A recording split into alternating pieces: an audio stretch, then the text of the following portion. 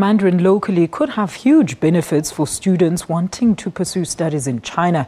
And that's the view of the South African students currently studying in China. From January next year, state schools will introduce Mandarin.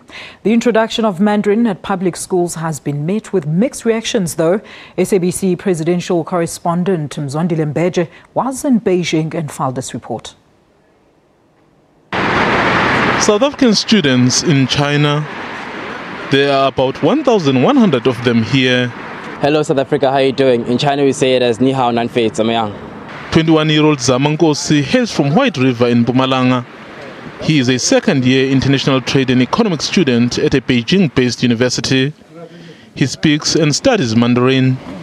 I think it's actually quite a beneficial part for our country by itself, because if we already are studying Mandarin at this point in time, eventually in the future it's going to be quite beneficial for us, because we don't need to catch up with other countries that other countries are supposed to catch up by studying Mandarin in order to do business with China. We're already going to be there at that certain point in time because we've studied Mandarin, we can communicate with them and we can do business with them.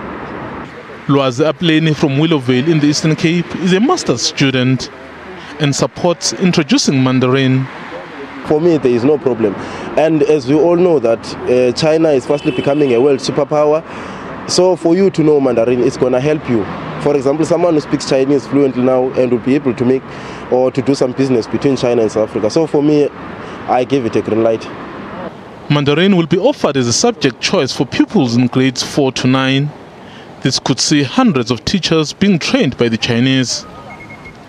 Teacher Union SADTU described it as a new form of colonization, but government has justified its decision. Let's rise up and embrace this moment that when our kids learn other foreign languages, we don't say why, but it is the time. The time is now for us to know Mandarin as we build these partnerships. I was saying this morning in another function that China has never colonized any of the African countries.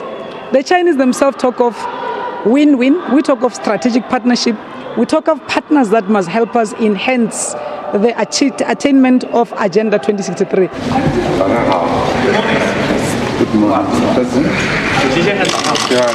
In 2009, China became South Africa's largest trading partner.